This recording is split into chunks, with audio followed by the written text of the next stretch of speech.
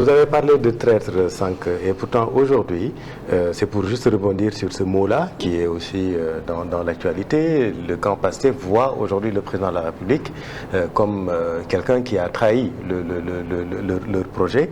Les relations ñoom entre ñaari camps yi c'est assez électrique, mais ma question c'est selon yow, est-ce que dañu assister à une dualité de pouvoir dangereuse pour la stabilité du Sénégal, et j'insiste là-dessus, ou à un jeu démocratique classique?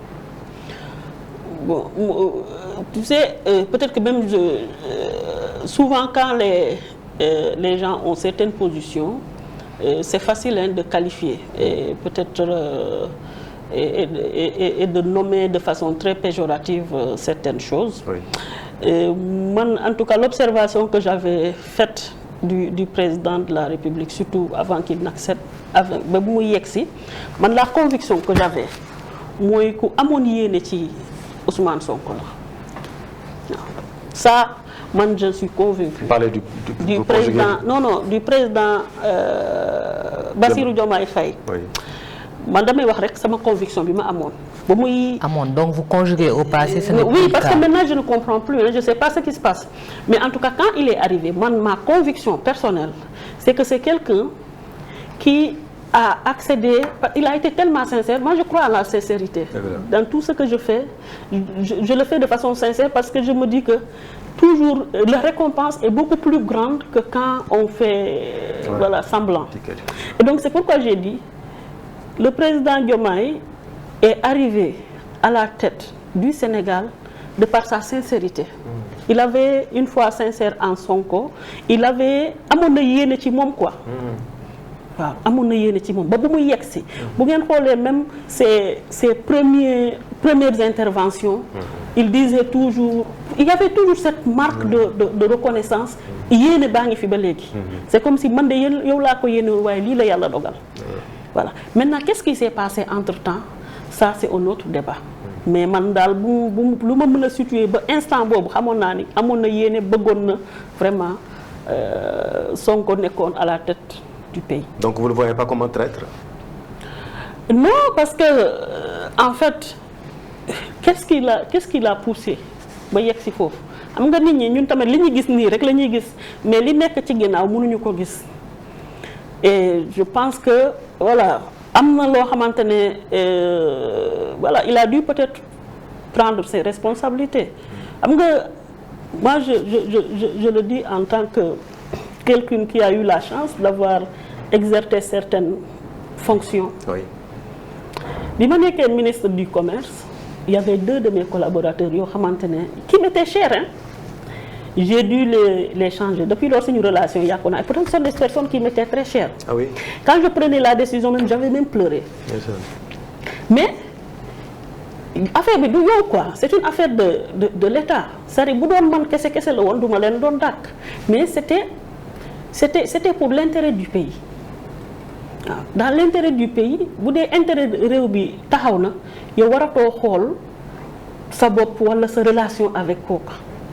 Da ngay xool li nga xamante ne boo baax ci réew mi même bu fekkente ne da ngay jooy ba sonn mais il faut signer rek man loolu laa comprendre moo tax quelque part je comprends la déchirure interne que lui-même le président Bassirou Diomaye Faye a dû vivre voilà avant de prendre certaines décisions.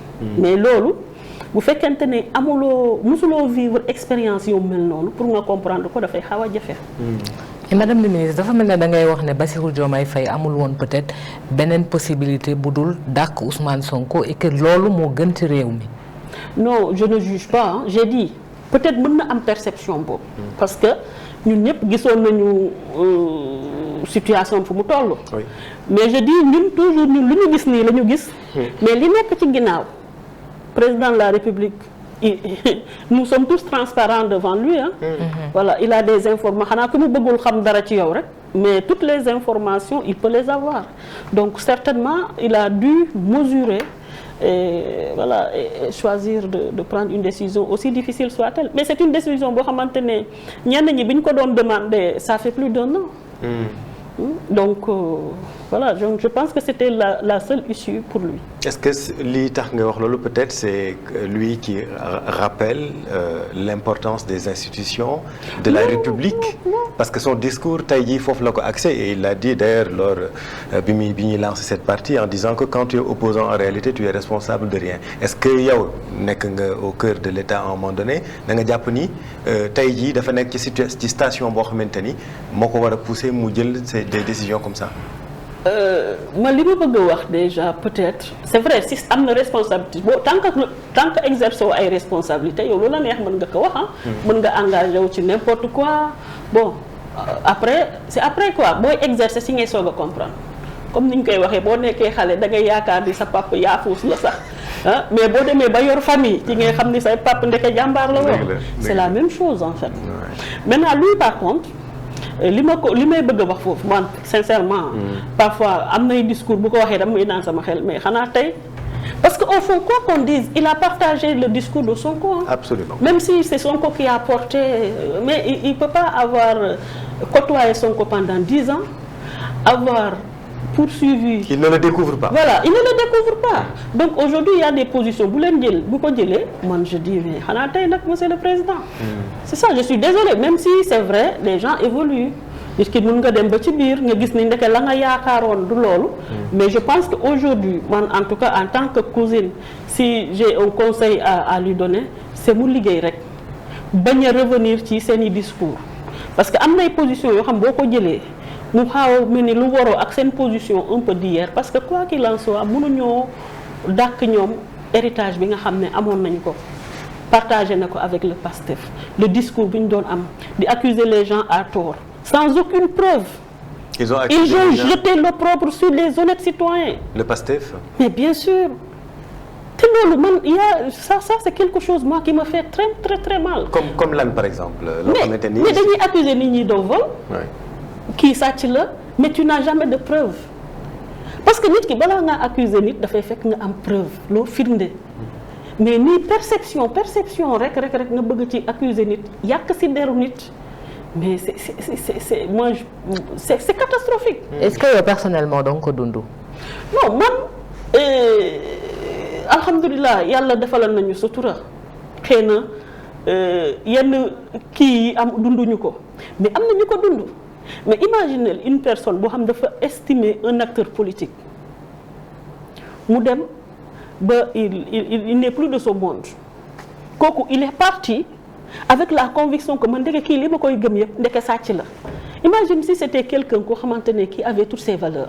À quel moment on va aller reparler à tous ces morts-là pour leur dire qu'en réalité c'était faux bi ñu demee ba justice après justice les a blanchis. Donc surtout un homme public. un homme boo xamante ne yow da ngay engager la foule looy wax lu ne da nga koy war a xoolaat ko seet ko setantal ko. Voilà parce que quand tu accuses quelqu'un tu jettes l'opprobre sur cette personne. Oui. C'est pas seulement cette personne qui subit. Oui. C'est tous ses proches toutes les personnes qui croient en elle ñoo ñëpp dañuy am cette souffrance. Voilà te comme ni ñu koy waxee yow a fu mu àgg. duma àggu fa quel que soit bu ñu demee ba après fii kan moo suivra sax affaire bi fu mu mujj personne parfois nga koy dégg brièvement rek les gens en parlent à la télé et puis on passe. Oui. Mais fekk ne yow sa der bi yàqu na ba pare. Précisément à quelle affaire par exemple boo xamante ni yow marqué na la personnellement dundoo ko yow mais loo xamante ni ci seen régime accusé nañ ko nit te yow xam nga ni li ñuy wax ni du dëgg. Non ma bu ma joxee exemple yi bëri na gis nañ fi l'ancienne ministre Gladima. Sophie Gladima.